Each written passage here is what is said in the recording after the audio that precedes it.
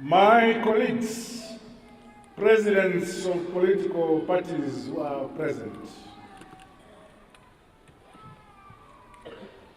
Minister for Harare Metropolitan Province, Honorable Oliver Chidao, and other ministers of state for provincial affairs who may be here.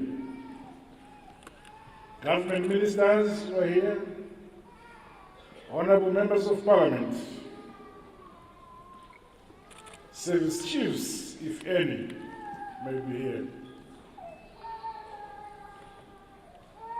Your Excellencies, members of the Diplomatic Corps,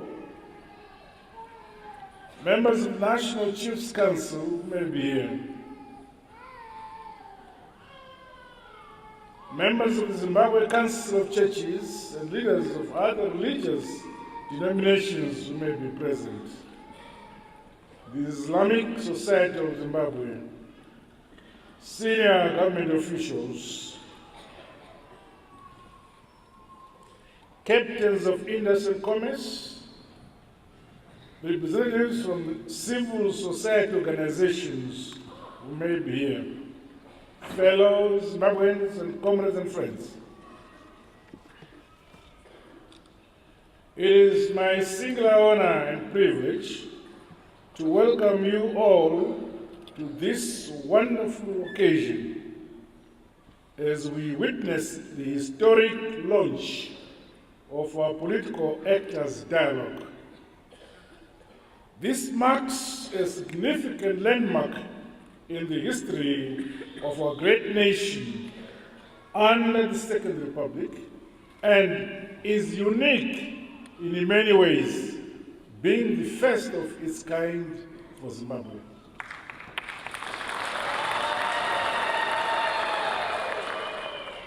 The dialogue we are launching today will undoubtedly leave a lasting imprint on our country's political landscape and help contribute to the turnaround of our socio-economic fortunes. This platform is designed to be a vibrant forum through which we proffer solutions to the challenges that confront us as a people, as a nation, through peaceful, open, and transparent discourse. The culture of dialogue we begin today must indeed be synonymous with us as a nation and as a people. This journey we are embarking on must ultimately lead us towards improving our democratic practices and our culture in that discourse.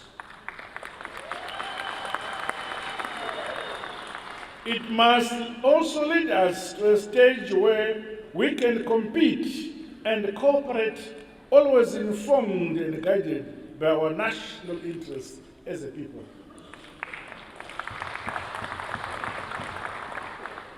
It will be recalled that during my inauguration speech following the 30th July 2018 harmonized general elections, I emphasized that I am a listening president and I will continue to listen.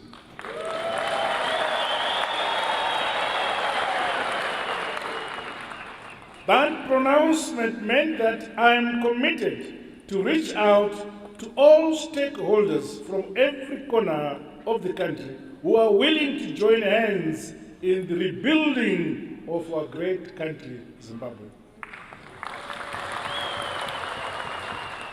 Every Zimbabwean is important, from Zambezi to Limpopo, and from Tare to Plumtree. We are all important. As we are enjoined by our national anthem, let us all lift high our national flag, which is a symbol of freedom, independence, and unity. As leaders, we must also pledge to be exemplary. Leaders of our nation at every level must say no to sanctions, and they say no. and say no to all conduct and speech that will bring harm to our people.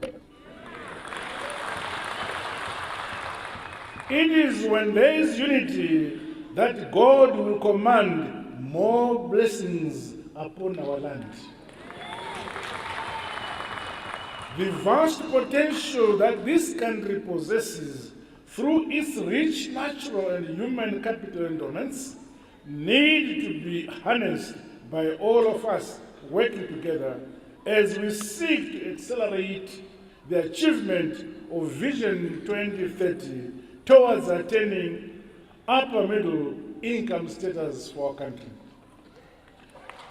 Through that vision, we should be able to bequeath to current and future generations a peaceful, united, and prosperous nation which lives in harmony with all the progressive nations of the world.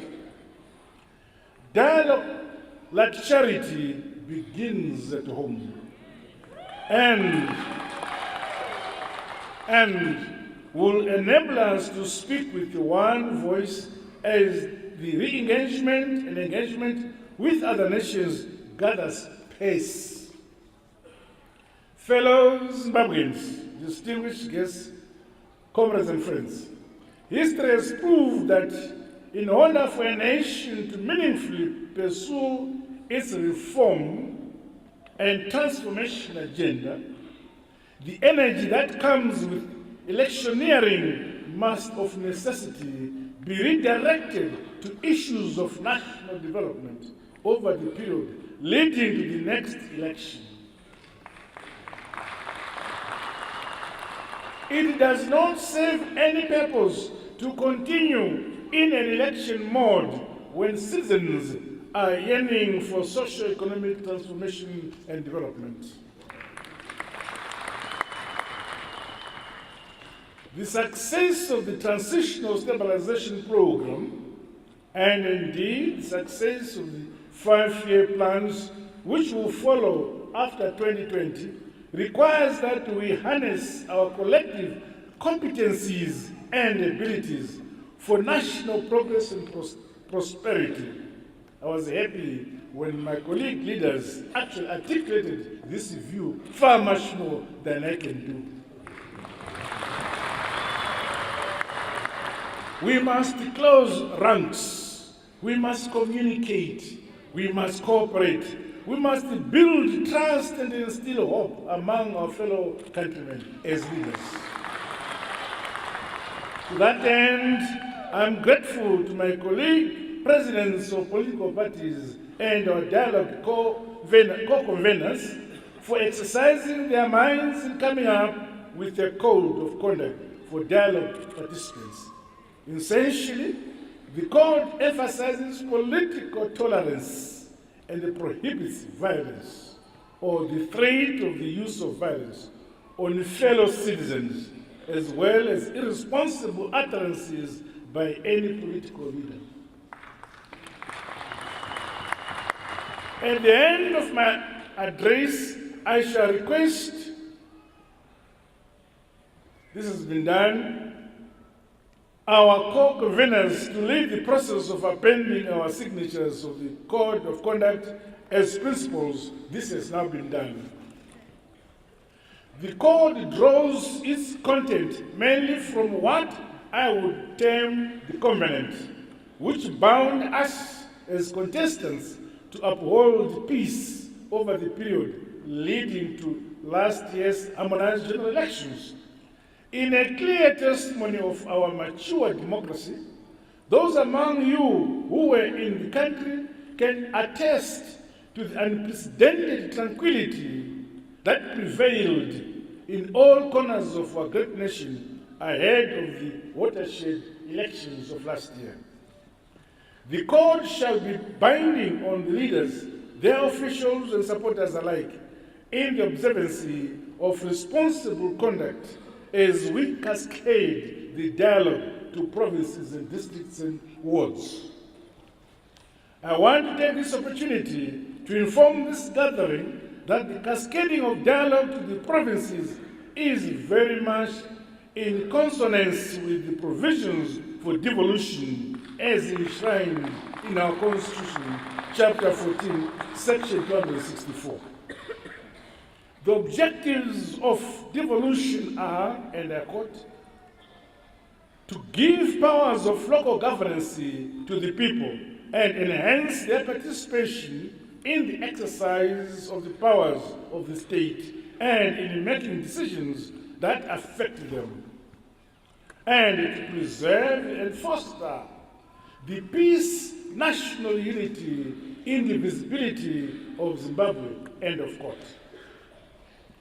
In the interim, budgetary disbursements to the provinces to support devolution have already commenced in earnest through local authorities, which have an obligation to identify development projects and programs in their areas with high potential to create jobs and generate revenue. The model of provincial economies into which this dialogue forum will feed is intended to promote inclusive growth and equitable national development and promote gross provincial product. I'm happy to inform this gathering that an elaborate institutional framework for dialogue has already been developed since the inception of dialogue meetings on 6 February and subsequent formation of 4 thematic committees on 22nd February 2019. Our Committee on Agenda Setting has already highlighted critical issues, chief among them being the need to expedite the alignment of laws to the Constitution. The committee further stressed the need to resolutely stamp out corruption wherever it raises its ugly face. The need to tackle drug and substance abuse, affecting especially our youths, and deepen the inclusion of youths, women, and the disabled in all national development programs. The committee also called for the unconditional removal of the illegal sanctions that are sapping the energies of our otherwise resilient and resourceful citizenry, as well as inhibiting unfettered economic growth. Our Committee on Institutional Framework underscored the need to confine this dialogue platform to political parties which fielded presidential candidates in the year 2018 elections. The idea was to demonstrate seriousness in finding lasting solutions to national issues to which we all belong. However, in view of the reality that the major concern is on the need for economic resuscitation, which cannot be solved by political parties alone, it has therefore been agreed that other stakeholders who are deemed essential can always be invited to participate in the dialogue. Finally, the Committee on Implementation and Evaluation shall be tasked with tracking the performance of other committees and recommend necessary remedial measures. On behalf of the people of Zimbabwe, let me take this opportunity once again to accord special recognition to all members of the diplomatic corps who have spared time to grace this momentous launch of Zimbabwe. I want to assure them that the reform path for Zimbabwe will be resolutely pursued, and also to thank their governments for continuing to render invaluable humanitarian support to those of our communities who are recovering from the devastating impact of Cyclone Idai. We shall forever cherish their deep compassion.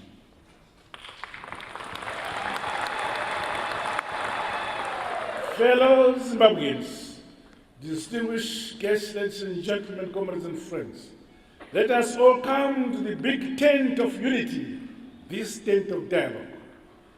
Let us all come to this tent and spread love, spread peace, and speak harmony. as we develop our country for the benefit of the present and future generations.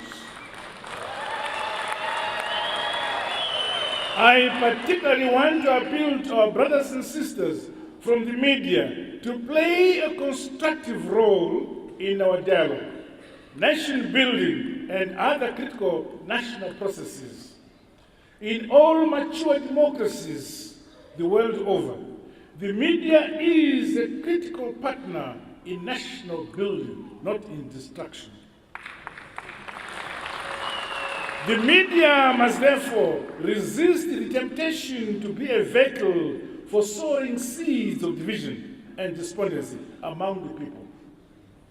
In the Second Republic, let us collectively inculcate the culture of unity, the culture of peace, the culture of discipline, the culture of productivity, and the hard, honest work. We must continue to apply our minds, our time, and resources to build the Zimbabwe we all want, brick upon brick. In our quest to become a middle-income economy by 2030. Prosperity of our great nation is inevitable. Peace, unity, love, and harmony among our people is achievable. The time is now to do so. With these remarks, it is my honor and privilege to declare the Political Actors Dialogue officially launched.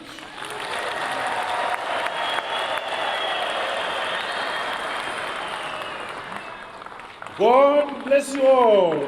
God bless Zimbabwe. I thank you.